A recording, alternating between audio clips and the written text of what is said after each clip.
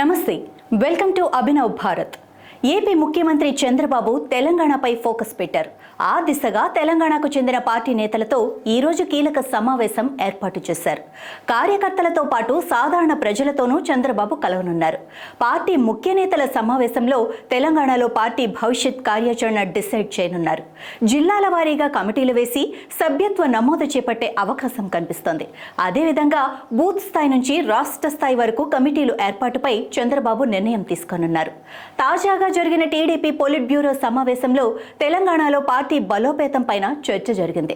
తెలంగాణలో ఇప్పటికీ 10% పైగా ఓటు బ్యాంక్ టీడీపీకి ఉండటంతో పార్టీని యాక్టివ్ చేయాలని బాబు నిర్ణయించారు. టీడీపీకి పూర్వ వైభవం తీసుకురావాలని తీర్మానించారు. త్వరలో తెలంగాణలో పంచాయతీ ఎన్నికలు జరగనుండగా స్థానిక సంస్థల ఎన్నికల్లో పోటీ చేయడం ద్వారా కేడర్లో జోష్ పెరుగుతుందన్న ఆలోచనలో ఉంది.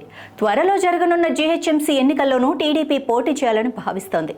ఈ సమావేశంలో చంద్రబాబు పార్టీని సంస్థాగతంగా బలోపేతం చేసే అంశంపై శ్రేణులకు దిశానిర్దేశం చేయనున్నారు. తెలంగాణ టీడీపీ నూతన అధ్యక్షుడిపై చంద్రబాబు అభిప్రాయ సేకరణ చేపట్టనున్నారు. అయితే రాష్ట్ర విభజన తర్వాత తెలంగాణ టీడీపీ అధ్యక్షులుగా ఎల్ రమణను నియమించగా ఆ తర్వాత ఆయన బీఆర్ఎస్లో చేరారు. అనంతరం కాసాని జ్ఞానేశ్వర్ను అధ్యక్షుడిగా నియమించారు. అయితే 2023 అసెంబ్లీ ఎన్నికల సమయంలో కాసాని కూడా బీఆర్ఎస్లో చేరారు.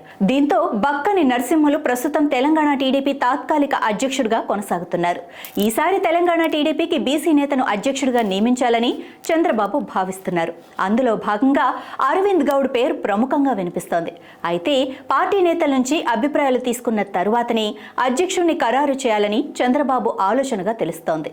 నాయకులారా, మీ పనితనం మీ అధినాయకులకు తెలియజేయాలనుకుంటున్నారు. ప్రజలారా, మీ సమస్యలను మీ నాయకులకు తెలియజేయాలనుకుంటున్నారు. ప్రజా సమస్యల పరిష్కార వేదిక మీ అభినవ్ భారత్.